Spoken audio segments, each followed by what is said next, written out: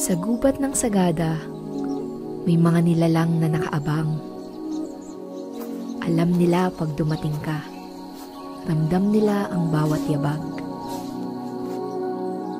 Kaibigan nila ang mga puno at para sa mga tao, nag-iwan sila ng mga regalo pagtapos ng ulan.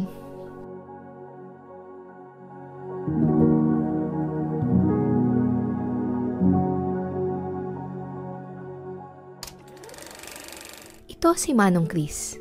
Bata pa lang siya, inaaral na niya ang mga himaton ng mga nakatagong nilalang. Bitbit ang mga tinipong karunungan ng kanyang komunidad at mga ninuno. Ang gubat ay nagiging isang mapa. Bawat ugat ay palatandaan.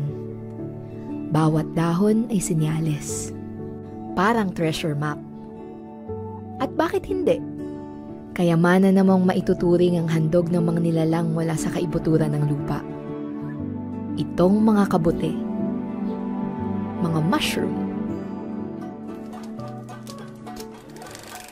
Gamot, sabi ni Manong Chris. Gamot sa gutom. Dito kasi sa Sagada at sa maraming bahagi ng Cordillera, traditional na food source ang mga kabote. Sinasahog, sinasabawan, ginigisa, iniihaw, piniprito. Pagsapit ng June hanggang October, panahon ng tag-ulan, mamamataan na sa mga palengke dito ang mga biyaya ng mga halamang singaw o fungi. Tulad nitong si Desdem, mga uri ng bulete mushrooms. Buttery, nutty, earthy, and savory kung i-describe ang kanyang lasa. Ito naman ang atayan o buo. Mukhang patatas ano? Pero hindi. At hindi rin ito truffles. Ang atayan ay isang Scleroderma mushroom o earth ball. Maaring iyong Scleroderma yunanense na isang delicacy sa Yunnan, China. Pagbata pa, puti ang loob ng atayan. Pero pag mature na, nagiging marbled black. Parang mga bituin sa gabi. Mild ang flavor nitong atayan. Medyo kalasa ng puti ng itlog.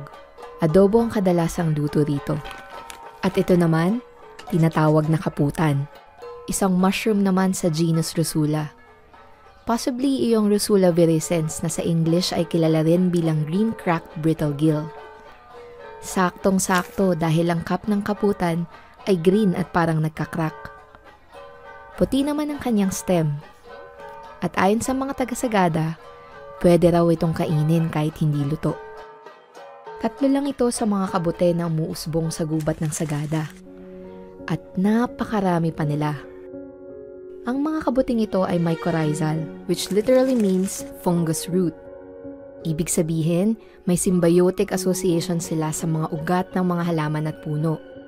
Sa case ng si Desdem, atayan at kaputan, kaugnay nila ang mga pine trees ng Sagada at iba pang mga halaman sa gubat dito.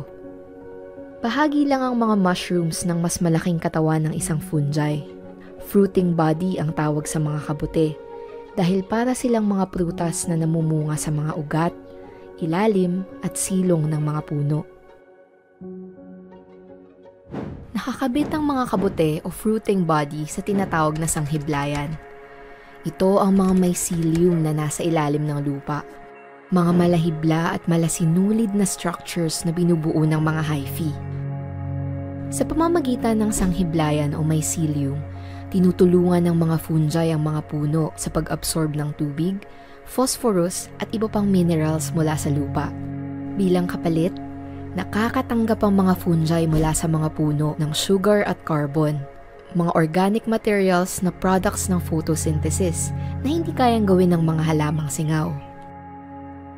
Ang sanghiblayan din ang nagiging daan para makapagpalitan ng nutrients ang mga puno at makapagpadala ng warning at SOS signal sa isa't isa kung sakaling may sakit o under attack sila. Kaya tinatawag itong Wood Wide Web ng German forester na si Peter Wohlleben. Isa itong Intelligent Communications Network.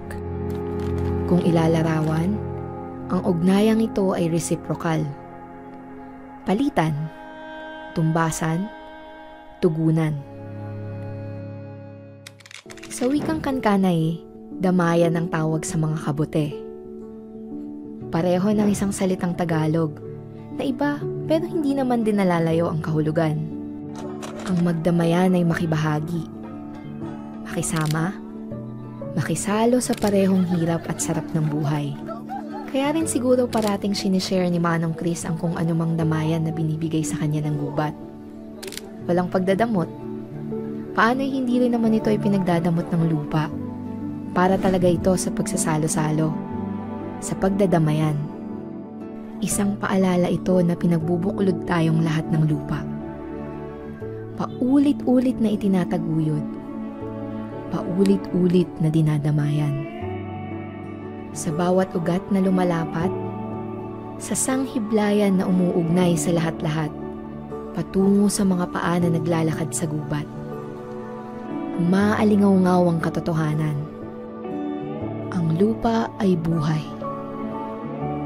Ang lupa ay buhay.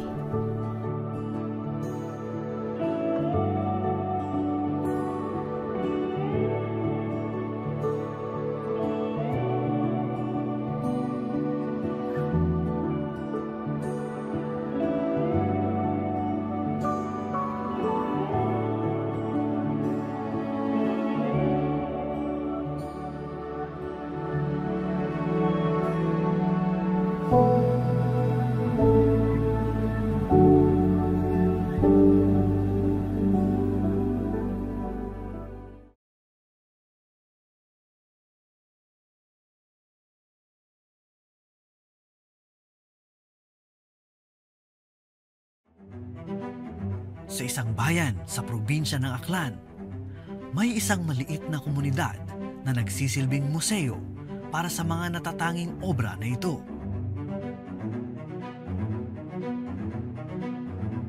Sa bawat produktong makikita mong nakahilera, nakahulma na ang siglong sining, tradisyon at kultura.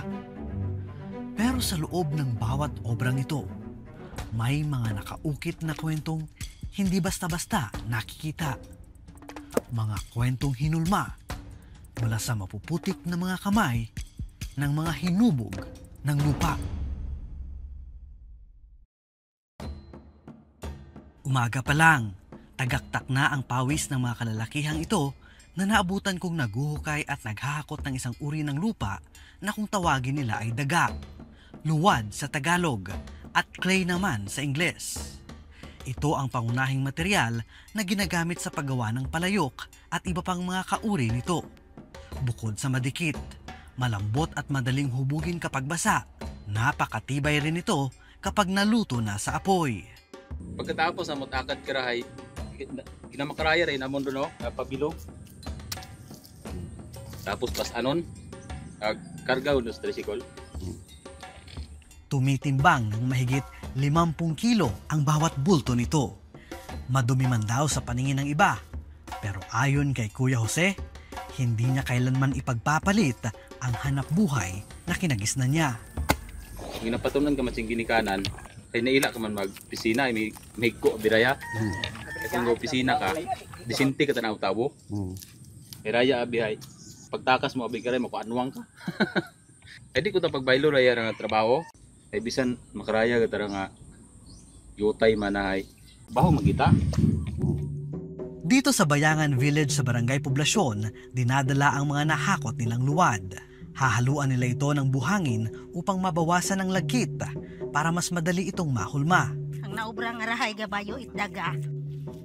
Nasaot at akarasir adlaw-adlaw. Nakakatulong rin ang buhangin para maiwasan ang pagbibitak ng luwad kapag pinatuyo na at isinalang na sa apoy. Kung marasi ka mating rahay, dali mo na ta. Pero kung abong pahuway, hindi nun, mga 1 hour. Kung magputi ang dayon, ay, tapos yung dayon nun. Hato ang dayon, ginahurma ang dayon. Pagkatapos nito, pwede nang hulmahin ang luwad gamit ang bayangan o potter's wheel kung saan ipinangalan ang kanilang komunidad. Siya ang 80 anyos na si Lola Guadalupe, ang isa sa pinakamatandang miyembro na aktibo pa rin sa paggawa ng mga produktong luwad. Tubong Look Romblon si Lola Lupe, ngunit nakapangasawa ito ng Tagalezo kung saan niya natutunan ang pagpapalayok. Nakita na kon iya sanda nga ginikanan ka ako nga nanay kang asawa nga nagaubraet kohon kaang banga ay nalipay yun akon ay sa edad ko nga 17 anyos ay nagaantigo ako pagtrabaho kaang raya ron nagpatapos ka akong mga unga agpati man do iba na akong mga apo ay raya ron makaron rana nga pangitanan ka ng ina ag ama naka-eskwela sanda. Ani salamat kita sa Panginoon ay may tama gid imong idea sa mga wa itinunan wa kami ka-eskwela. Pagkatapos hulmahin, ibibila dito sa araw para patuyuin. Ayon sa Lezo Municipal Tourism Office, nagsimula ang pot making sa kanilang bayan noong 1920s at naipasa na sa iba't ibang henerasyon. Amon abi nga rang produkto minanaw tanamon das among katigurangan. Kung bagahay pasalin-salin lahi ut ara. Roy yun 8 years old ako nagumpisa kara ipag-ubras ta ut makara nga 54 years old jud ako. 4th generation yun siguro kami. Ang natuyong palayok, pinipikpik para mas maging pulido, saka muling patitigasin sa init ng araw bago isalang sa pagba o open firing, ang tradisyonal na paraan nila noon sa pagluluto ng luwad. Kinatambakan ita imot kahoy ngon sa libot ag depende ron sa hangin kung siin ka ag turo hangin idto mo mausugan. So mainit gid ang mayad. Sa pagkakatatag noong 1989 ng Potmakers Association of Lezo, nabigyang boses ang kanilang sining. Sa pakikipagtulungan ng provincial government ng Aklan sa Department of Trade and Industry at iba pang ahensya ng gobyerno, kabilang na ang Department of Science and Technology, na ipatayo ang pugon para sa mga taga-Bayangan Village noong 1992 at hanggang sa ngayon ay patuloy nilang pinakikinabangan. Si Lolo George ang isa sa matagal ng operator ng pugon na ito. Operator ko sa pugon, mga sobrang 20 dagon. Ako nga paghahaya sa pugon. Hari-kara sir, among ginabutan ko sa buho. Apat nga ka buho sir, dalawa kara, dalawa sa piyak. Ang mataas na temperatura sa loob ng pugon ay nagdudulot ng vitrification, isang proseso kung saan ang ilang bahagi ng clay tulad ng silika ay bahagyang natutunaw. Dahil dito, napupunan ang mga puwang sa pagitan ng clay particles kaya't mas nagiging water resistant ang pottery at tumitigas ng permanente. Minsan ay inaabot daw si Lolo George ng madaling araw, lalo na kung mga bricks ang niluluto na tumatagal ng mahigit 12 oras. Mabaho ng bulig siya ako na bugon. Dahil sa pagkaon. Ako nga po. Di ka na ginabuga do. Sabihin magkaroon ng asaban, di ka trabaho. Ay ginastok. Bugong ka na ginabuga. Kapag luto na, unti-unting bubuksan ang pugon bago tuluyang ilabas ang mga laman nito. Pwede na itong i-display sa kanilang tindahan. May ilan namang pipinturahan pa para mas mahal na maibibenta.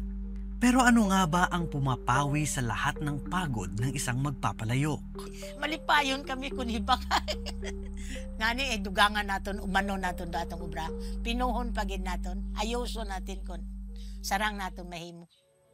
Kagaya ng isang palayok, nagsimula tayong hilaw na luwad, magulo, marupok, at walang kasiguraduhan.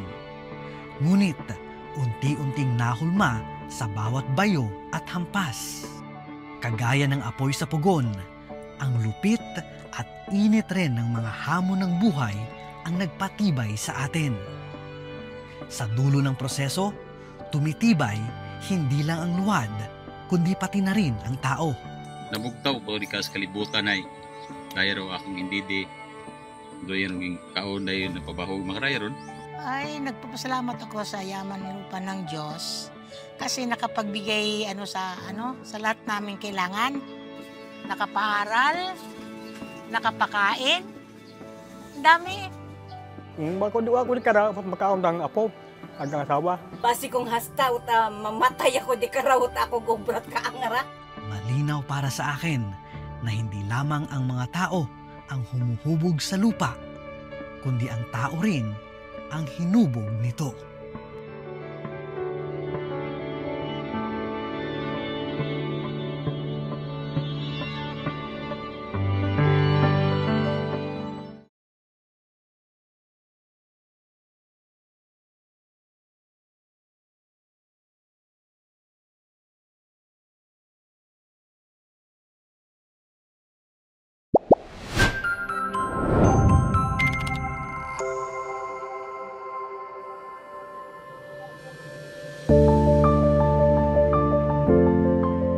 Yaman ng lupa para sa marami, sibulan ng ani, tirahan ng mga nilalang, kinatitirikan ng tahanan at ekstensyon ng kabuhayan.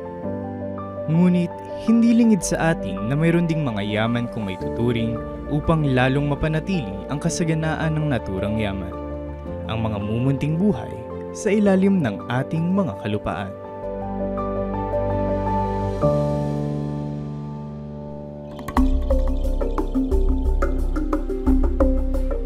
Matatagpuan sa paanan ng bundok Makiling ang isa sa mga haligi sa larangan ng agham, kalikasan at agrikultura. Patunay rito ang National Institute of Molecular Biology and Biotechnology o mas kilala bilang UPLB Biotech sa University of the Philippines, Los Baños. So, na-develop ang biotech noon kasi merong fuel crisis at that time. Noon, dahil marami kaming professors na nagtuturo sa UPLB, merong mga soil scientists na microbiologists na naka-discover at saka naka-isolate ng mga beneficial microorganisms that can serve as fertilizer or biofertilizer. Ang aim was to reduce the use of chemicals. Dito nakita ang kahalagahan ng microorganisms o ang mga mumunting buhay na nakasiksik sa lupa na kadalasang hindi napapansin ang saysay. So itong mga mikrobyos, sila yung 5% na nagbibigay ng dahilan kung bakit buhay ang lupa. Ang abono sa continuous use, nagpapaasim ng lupa. Namamatay po ang natural na mikrobyo sa lupa. Pagkatapos po ng cropping, inaalis lahat ang plant debris kasi gusto nila malinis. Anong nangyayari? Nawawala ang bahay or habitat ng mga mikrobyo. Kung patay na si halaman, wala na silang nakukuhang sustansya. Tapos aalisin mo pa sila doon sa lugar. Lalo silang nawala. Importante talaga ang mga mikrobyo sa lupa. At through biofertilizers, na ibabalik natin sila. Higit 20 produkto para sa agrikultura na ang na-develop ng biotech magmula nang ito ay mabuo. Mga inobasyong may kani-kaniyang gampaning nakatutulong sa lupa at halaman. Sa ngayon, dumarami na rin ang gumagamit at tinuturuan ng paggamit ng mga ito sa iba't ibang panig ng bansa. Itong mga mikrobyo na to, bacteria na nasa lupa, may kakayahan sila na kuhanin yung nitrogen gas sa hangin, i-absorb sa katawan nila, at dahil sila ay nakatira sa ugat, mas diretso ang transfer ng nitrogen gas into an organic form sa ugat and sa halaman mismo. Ibig sabihin, imbis na aabonohan natin ang chemical, meron ka ng worker na gagawa nito para sa iyo. Yung isang part, yung mycorrhiza. Itong mga fungi na to, hindi sila nagbibigay ng sakit, pero nakatira sila sa loob ng ugat, kumukuha sila ng sustansya ng halaman, yung mga galamay niya ay pumupunta sa labas. Kung saan yung nakuha na water at saka nutrients ng fungi diretso sa plant. At the same time, hindi niya pinapabayaang makapasok yung mga potential na magbigay ng sakit. Kasi nandun siya sa palibot. So meron ka ng biocontrol, meron ka pang mikrobyong nagbibigay ng fertilizer, at nagbibigay din sila ng growth hormones. Malaking bahagi ang paggamit ng biofertilizers gaya ng mga produkto ng biotech sa umuusbong na organic farming, katulad sa Zarate Agricultural Farm sa San Pablo City, Laguna. So dito sa Zarate Agricultural Farm, ang farm practice natin ay organic. So sinisigurado natin na healthy, malusog na gulay yung papakain natin din sa mga customer natin. Pangalawa ay inaalagaan natin yung ecosystem natin. So yan yung isa sa mga nag-push sa akin na yakapin yung organic farming. Noong una, akala ko basta magpapakain lang ako ng sariwang gulay sa pamilya ko. Gamit lamang ang videos online, mas nakilala ni Prosy ang kapasidad ng lupa. So sa organic farming, yun yung isa sa inaalagaan talaga natin na magkaroon tayo ng magandang lupa para sa sustainable natin na pagtatanim. Para in the future, kakaunti na yung kailangan natin na inputs to plant ng ating mga vegetable. Mahalaga si microorganism para the sustainable program natin into organic. Kasabay ng pagpapayabong ng lupain, pinauunlad din sa Zarate Farm ang mga magsasaka nito, na bukod sa kita, ay binibigyan sila ng pagkakataon na ilapat din mismo sa kani-kanilang mga lugar ang mga aral na ipinupunla sa kanila mula sa lupa. Yung aking dalawang farm workers ngayon is from Katanawan, Quezon. So yung parents nila may malawak na lupa sa Quezon. Pero yun nga, conventional farming ginagawa ng parents niya. Kaya yun, uti-uti, ina-educate natin sila yung kahalagaan ng ginagawa natin dito. Then nakikita ko nga, natutuwa nga ako uti-uti, tinuturo nila doon sa parents nila. So lahat ng matututunan nyo dito sa Sarate Agricultural Farm, ayun yung gusto ko na madala nila. Kumbaga, darating man yung time na maghihiwalay kami, pero sabi ko dapat hindi mapuputol yung chain, na yung chain is yung organic, na yung practice na natutunan nila dito is ayun din yung gagawin nila. Maliban dito, hindi nagtagal, ang pamamaraang kanyang ginagawa ay lumawig din sa matalinong pagnenegosyo. Nalip si pandemic, nagkaroon ng chance na mabuksan uli yung aming restaurant. Kasi more on gulay talaga yung kailangan namin sa restaurant. At doon ko rin nakita na mas marami na ako napapakain ng sariwang gulay, ligtas na gulay, doon sa pagkakataon na yan.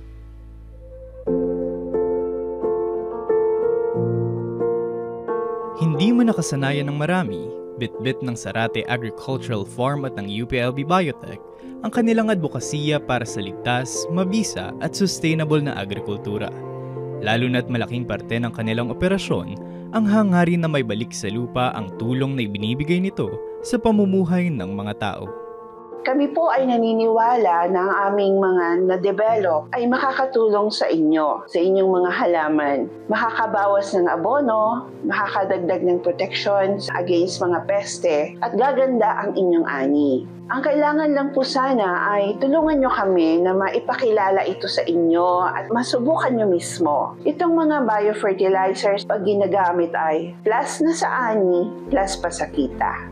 So para doon sa mga kasamahan natin na organic kung magsasaka, alam ko yung nararamdaman nila, mahirap, especially sa umpisa. Kung patuloy mo na mapapaganda yung lupa mo, paliit ng paliit yung iyong gastos. Nandiyan dyan na, padami na ng padami yung good microorganism na meron tayo sa lupa. Sila na yung bahala. Kasi nga ang principle ng organic is pinifeed natin ay soil. Yung soil talaga, yan yung ating foundation na magandang ani. Hindi may kakailan na tila natatabunan ng ating kaalaman ng kung ano lang ang nakikita ng ating mga mata. Patuloy nawang kilalanin ang kritikal na papel ng microorganisms, mga mumunting yaman na namumuhay at nagbibigay buhay sa ating malalawak na kalupaan. At sa patuloy nating pagdepende sa lupang kinatatayuan, huwag sanang makalimutan ang mas malaking gampanin nito sa ating buhay, hanggang sa pinakakasulok-sulukan ng naturang pinagkukunan.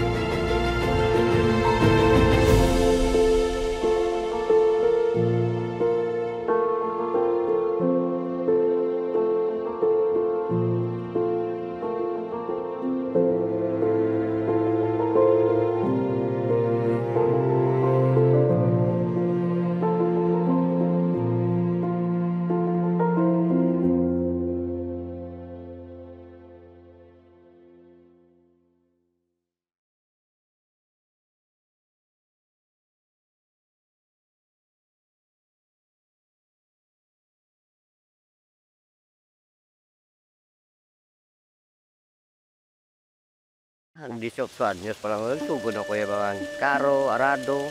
Bata pa na, sugod siya mga budlay sa kampong.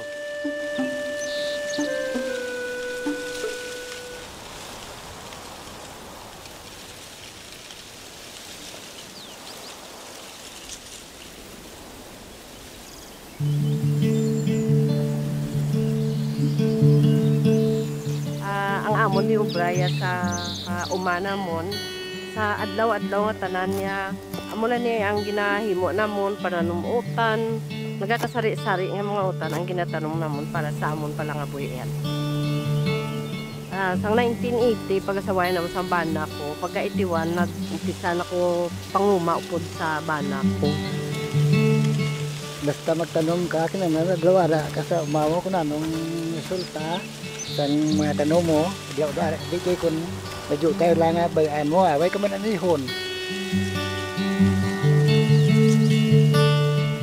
Nagwa na sa pagkuha sa 1991, nagsugod ng organic farming. Seminar kami sa DE, provincial government, kag city government, pati sa panguma. Natun-an gid namon nila ang una-una nga ang organic farming isa gali ka maayo nga pamaagi nga ang ginakaon ta para gid na sa aton nga layo ta sa balatian nga wala kami gagamit chemical tapos direct ya maskin magkuha kami ya pwede makaon kay ang kabataan ko kag mga apo ko magagto di maipo lang na kay wala kami gayos sang mga chemical ay ginagamit man namon sa negosyo sang bata ko. Kag ilabi na gid malayo taya sa balatian kay ang ginakaon taya pre wala sang mga pesticide kaya ginakagamit. So namun kanto ni Ramon, nya tipon pag 15 days nga gaya na nya sa mga namon sa ite ka liyer ng manok. Maningiti kaliyer ng manok ko.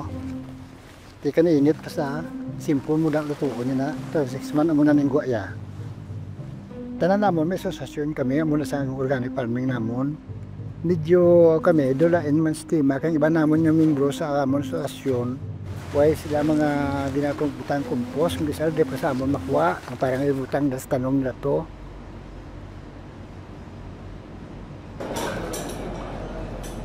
There is no such thing as a bad soil. It's how you manage soil.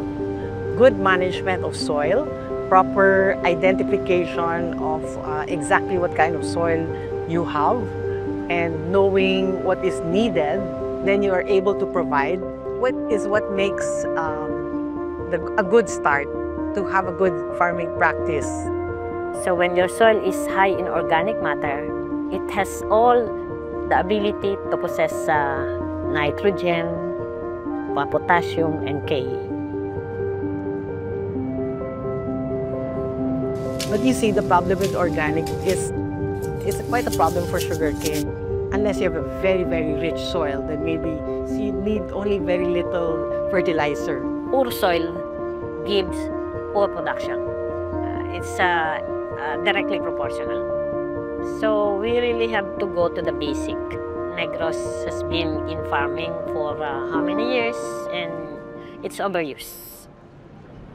Major work here in Phil-Serene is variety development. So we develop high-yielding varieties for sugarcane farmers. Changes in climate calls for new varieties that can withstand the stress environment. Since sugarcane is a monocrop here in Negros.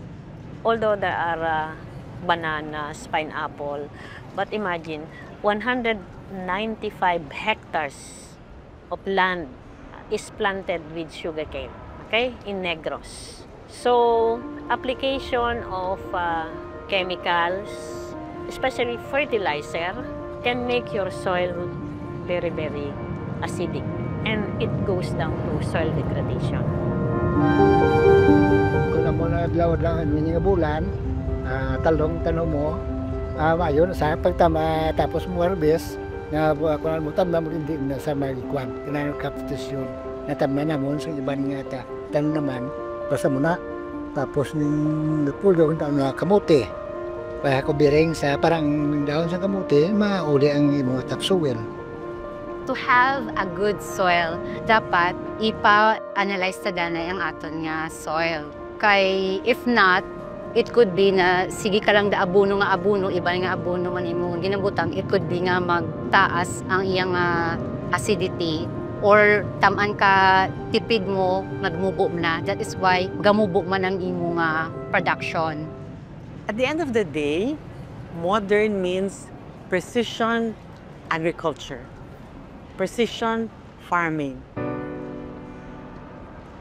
We are now in the receiving end of how we did not take care of our environment for the past decades. So now we are suffering. No forest, pollution, etc. And that's an effect. And because of that, it's very difficult to farm. And then if you burn, you decrease the nutrients of the field. That's the kainin, burning. Sa pagsunog sang kampo naman niya, kansiyaha mo na niya. Kung ikumpos siya ang kansiyaha po, hindi lang manasa. Kung galing siya sa pag-ubra naman sa tao, trabaho so naman saya. The biggest problem today of sugarcane farming is labor. And labor is the most expensive.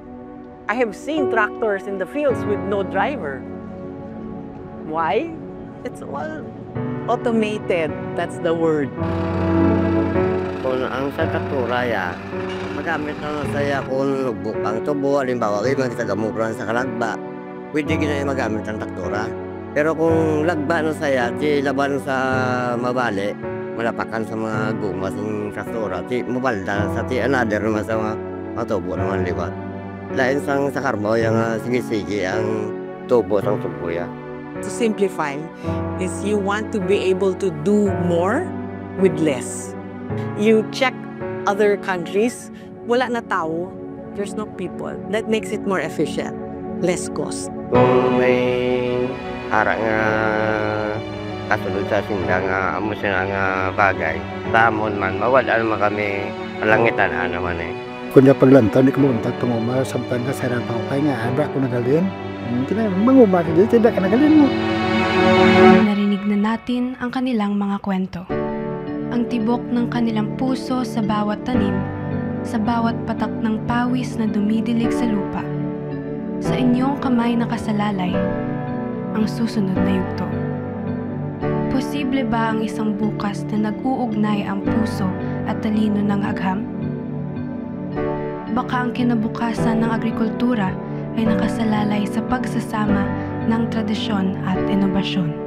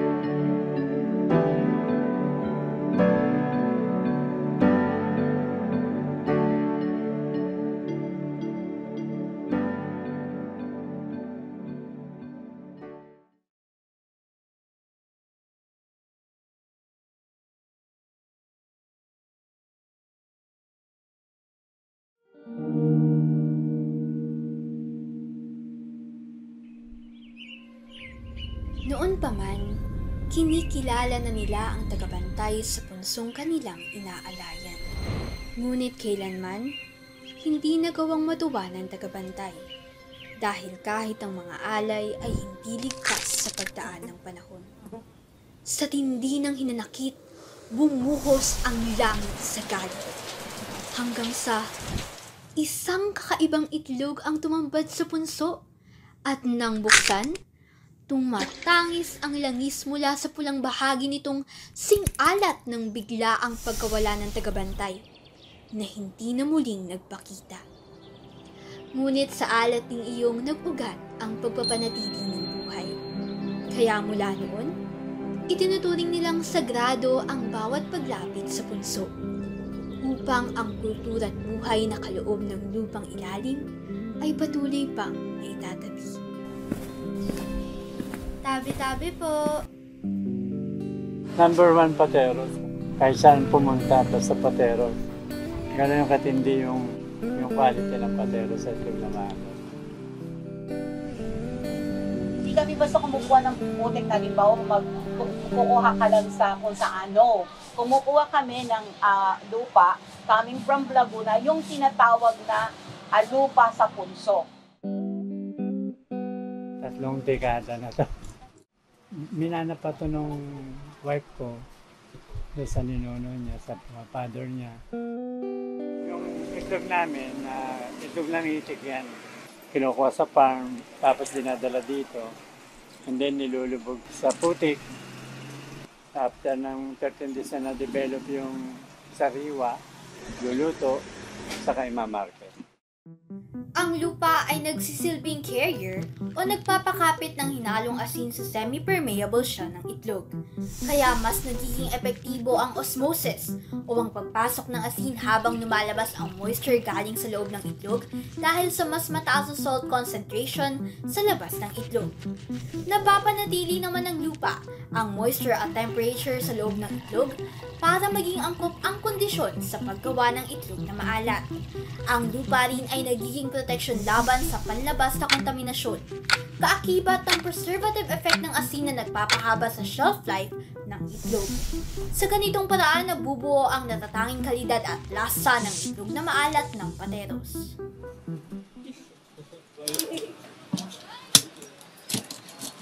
Yan o. Yan ang panang Pateros. Makikita mo yung quality pag white to. Sa ibang itlog na maalat, brown yan. Pero ito, makikita mo nagmamantikata. Yan ang produkto namin. Alang-alang sa matarik na kahingian ng urbanisasyon, naitala mula 1960 hanggang 1990 ang pinakamabilis na pagtaas ng populasyon sa Pateros, kung saan kalaunan ay namatay ang ilog Pateros na tinitirahan ng mga itik. Unti-unting lumayo ang biyaya ng lupa sa kamay na humuhulma dito, at kasabay sa paglaho nito ang paghina sa alaala ng ugat ng tradisyong nakabaon sa hiwaga ng punso. Actually, kung malayo ang pinagkukunan kailangan pa namin pumunta sa Laguna. So, iyon, sa Laguna, nasa preservation ng pusang lumalabas yun. Pero talagang iyan, nasa bukid yan. Come to think of it, pag nilagyan natin ng bakay lahat yan, at wala nang taniman ng palay, at wala nang mga puno, wala na tayong gano'n. Dito sa Pateros, sport talaga lubog talaga sa lupa. Pinagis na namin at ng mga taga-Pateros. Pero actually, madalang na ang gumagawa dito. Halos kami na lang. But ang problema, tansyahan. You have to determine anong salt concentration sa itlog ang mabenta. If you like to improve it, you have to be a little bit scientific. Dahil walang standard, kanya-kanya, basta maalat. Hindi katulad sa ginawa ko, may nagbabago. That is the system na nangyayari when you try to use water. Then it proves also na kahit walang putik, pwede kang magawa. Sa pakonti-konti, kaya mong gawin yung bagong pamamaraan na sa YouTube ngayon Malaking pagkakaiba nung itinubog sa tubig and then itinubog sa lupa. Kasi pag binuksan mo ang itlog na maalat, pag sa tubig malambot yung puti. Pero pag sa puti, umaayon siya dun sa texture nung nasa gitna, yung egg yolk. I really don't know dun sa iba, sa experience nila na naglalagay. Pero sa aming experience, ang hirap mag-take ng risk. Nagagamitin namin yung ibang proseso kasi dito na kami nasanay. Sa thesis ko, yung isang participant doon, sabi niya, na-try niya na rin dati yung tubig, pero mabilis siyang nasira. Tapos sinasabi din nila na yung soil kasi, mas kumakapit, yung salt doon sa mismong shell. Sa kanila, mas ideal yung characteristics ng itlog na maalat na nasa putik. Siyempre, siguro sa tradition, hindi siya ganun kadaling mabitawan. Mahalaga na una, intindihin muna natin yung traditional practices. Pwede din tayong makatulong, pwede tayong mag-establish ng standard processing. Wala pa talaga tayong standard process sa Pilipinas ng paggawa ng itlog na maalat. Ang involvement namin sa itlog maalat, hindi ganun kumaga sa established na siya. Established na siya. Basta sundin lang yung ganitong proseso. Quality itlog maalat na yung ilalabas mo. Although gumagawa naman sila ng paraan to revive the Pateros, balloon salt, and egg industry, but kulang. Just because they are not open for suggestion. Kasi sa negosyo, hindi yan kaya ng isa. Dapat may katulong ka. Hindi po pwedeng kami lang. Kailangan namin ng LG. Yun. Para sa mga tiga-Pateros, may mahika ang putik na mula sa punso. Ang putik na ito humulma sa pamamaraan ng paggawa ng tanyag bilang itlog na maalat. Pero di tulad ng itlog na babad sa putik, pag-ahon ang hatid na biyaya nito para sa kanila. Masasabi kong sobrang importante sa akin ng lupa. Kung wala yan, hindi ko maitataas yung level ng pamumuhay ng pamilya ko. It's a blessing. Blessing sa amin. Lahat nakapagtapos yung mga anak ko dito. Mahalaga ito sa bayan namin kasi dito nga kami nakilala. Hanap buhay na ng mga taga-Materos ang pagbubalot at pagmamaalam.